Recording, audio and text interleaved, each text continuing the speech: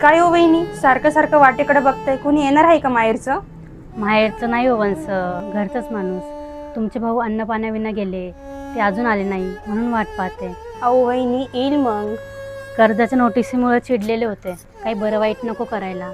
सांज धडली, मी त्यांच्या मित्रांना निरोप दिले पण ते सुद्धा अजून आले नाही. वहिनी वहिनी, काय झालं भाऊजी?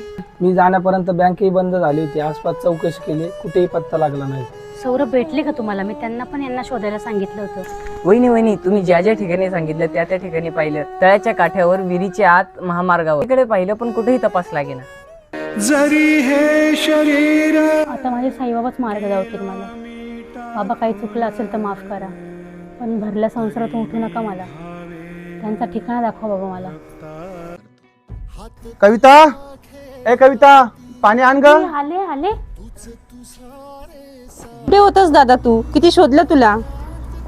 नको ते शंका मनात आल्या. मित्र एवढं वाईट बोलून जाताना कमीत कमी मित्राचा तरी विचार करायचा. अरे रागात बोललो मी ते, पण मी भ्याड शेतकरी नाही. कर्जच घेतलंय, कोणता गुन्हा नाही. आजकाल खून करणारा सुद्धा फाशी देत नाही, करोड रुपये बुडवणाऱ्याला सुद्धा धरून आणत नाही, तर परत फेड करणाऱ्याला काय कोण करणार आहे? अरे पोशिंदा आहे जगाचा मी, पोशिंदा. बाबा तुम्हीच काहीतरी यांना सद्बुद्धी दिली. होय, बुद्धीचाच वापर केलाय. तालुक्याला जाऊन व्यापाऱ्याकडून उचल घेतली पुढील पिकांवर. तर उद्या बँकेत जातो, कर्जाचं नवं जुनं करतो. अरे हा पोशिंदाच कसला तर काय होणार या जगाचं?